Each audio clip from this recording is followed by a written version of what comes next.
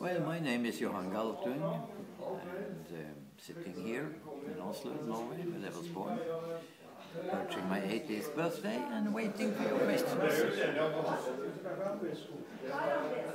The question, sir, is what's your perspective about global justice in regards to global migration, conflict, and the distribution of wealth as we see it today?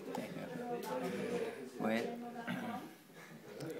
lifting up the bottom at the world society is the most important task. And the countries that have done that, Cuba, Venezuela, China and Brazil, with different methods. The Millennium Development Goals will be a complete catastrophe in 2015 because they're trying to combine it with the capitalist market principle, which is a non-starter. So, to me, that is the most important part, lifting up the bottom. And that means health and education, food, clean water, clothing and shelter, access to toilet, possibilities of sleeping, having a healthy life in general. And it means freedom to choose how to do this. And it means identity with what you believe in.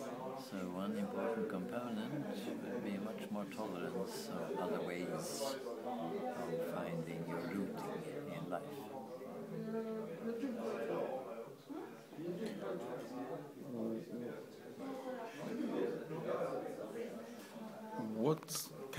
What message can you give to young people from the south of the world?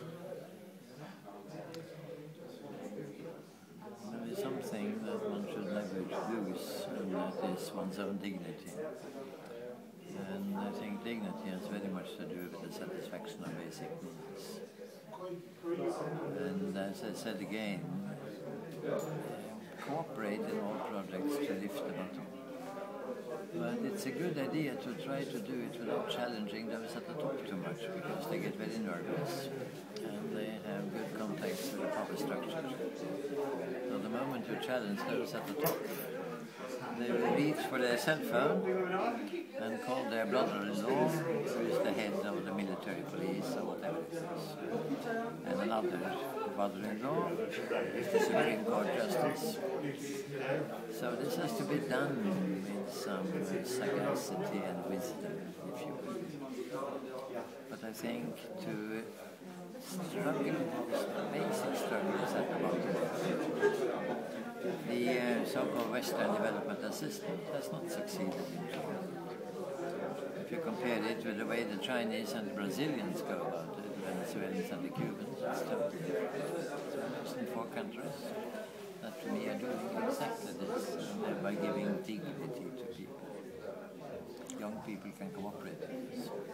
So, sir, you're saying necessarily the African government should not look to the West for solution, but to Brazil, China, Venezuela, and Cuba. And themselves, to themselves.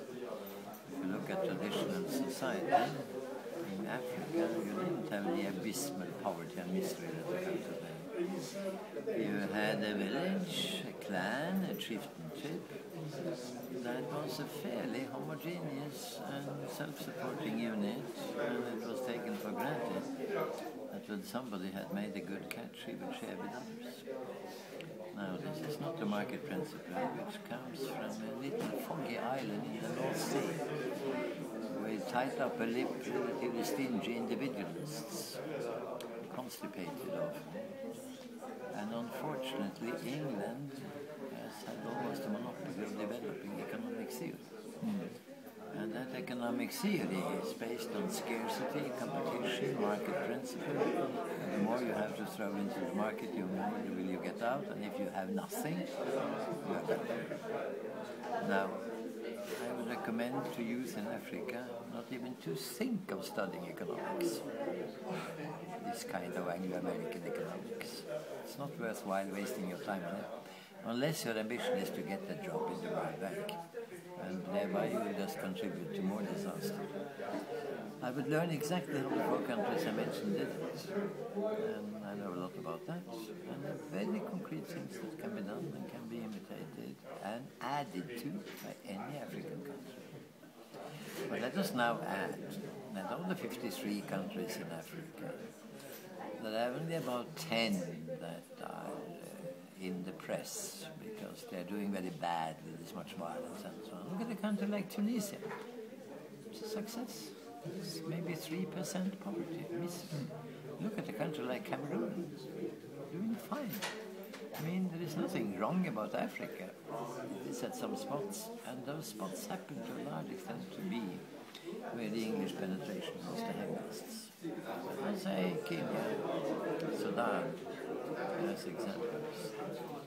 Very, very basic ones, since they're in the media so often right now. I'm not limiting it to that. I mean, the disaster that came to Rwanda has, of course, to do with Belgian colonialism, as was also the case for the Congo.